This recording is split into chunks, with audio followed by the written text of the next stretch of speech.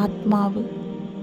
ഒരാൾ മരണപ്പെട്ട് 3-ാം ദിവസമായാൽ അയാളുടെ ആത്മാവ് അള്ളാഹുവിനോട് പോയി പറയുമത്രേ, അള്ളാഹുവേ, എനിക്കൊന്ന് അനുവാദം തരുമോ? ഖബറിൽ കിടക്കുന്ന എൻ്റെ ശരീരത്തെ ഞാൻ കണ്ടുവരട്ടെ എന്ന്. ആ സമയത്ത് അള്ളാഹു അനുവാദം കൊടുക്കുമത്രേ. അപ്പോൾ ആത്മാവ് വലിയ സന്തോഷത്തോടെ ഭൂമിയിലേക്ക് വരും. എന്നിട്ട് ഒരുപാട് ദൂരെ നിന്ന് ആ ഖബറിനകത്തേക്ക് ആത്മാവ് നോക്കുകയാണ്. മൂക്കിൽ നിന്നും വായിൽ നിന്നും രക്തം ഇങ്ങനെ ഒഴുകി വരികയാണ്. ആ രംഗം കാണുമ്പോൾ ആത്മാവ് നിലവിളിക്കുകയാണ്. നിലവിളിച്ചിട്ട് പറയും, നിന്റെ ജീവിതത്തിൻ്റെ ദിവസങ്ങളെക്കുറിച്ച് നീ ഓർത്തു നോക്ക്. എത്ര നിസ്കാരം നീ കളാ ചെയ്തു, എത്ര തെറ്റുകളാണ് നിന്റെ ജീവിതത്തിൽ ചെയ്തു കൂട്ടിയത്. ഇത് ഒറ്റപ്പെടലിൻ്റെ സ്ഥലമാണ്, പ്രയാസത്തിൻ്റെ ഇടമാണ്, അതുകൊണ്ട് രക്ഷയില്ല. കരഞ്ഞുകൊണ്ട് മടങ്ങിപ്പോവുകയാണ്. 5-ാം ദിവസമാകുമ്പോൾ ആത്മാവ് അള്ളാഹുവിനോട് പറയും, അള്ളാഹുവേ, എനിക്ക് ഒന്നുകൂടി കാണാൻ അവസരം തരുമോ?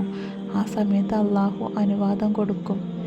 അപ്പോൾ ആത്മാവ് ഒരുപാട് ദൂരെ നിന്ന് കവറിൽ കിടക്കുന്ന ശരീരത്തെ നോക്കുമ്പോൾ കാണും, 2 ചെവിയിൽ നിന്നും ചലം ഇങ്ങനെ ഒലിക്കുകയാണ്. ആത്മാവ് പൊട്ടിക്കരഞ്ഞുകൊണ്ട് പറയും, എന്ത് രസമായിരുന്നു നിന്റെ ചുണ്ട്, എന്ത് രസമായിരുന്നു നിന്റെ കാത്, എന്ത് രസമായിരുന്നു നിന്റെ മുഖം, എന്ത് ഭംഗിയായിരുന്നു നിന്റെ കണ്ണ്. ഇത് ദുഃഖത്തിൻ്റെ ഇടമാണ്, ഇത് പുഴുക്കളുടെയും തേളുകളുടെയും ഇടമാണ് എന്ന് പറഞ്ഞ് ആത്മാവ് തിരിച്ചു പോകും. 7-ാം ദിവസമാകുമ്പോൾ ആത്മാവ് മടങ്ങി വരുമത്രേ. എന്നിട്ട് ആ ഖബറിൽ കിടക്കുന്ന മയ്യത്തിനെ നോക്കുമ്പോൾ കാണുന്നത് മൂക്കിലൂടെയും ചെവിയിലൂടെയും വായിലൂടെയും രക്തവും ചലവും വരുന്ന രംഗമാണ്. മാത്രമല്ല, ശരീരം മുഴുവനും പുഴുക്കൾ തിന്നു തീർക്കുകയാണ്.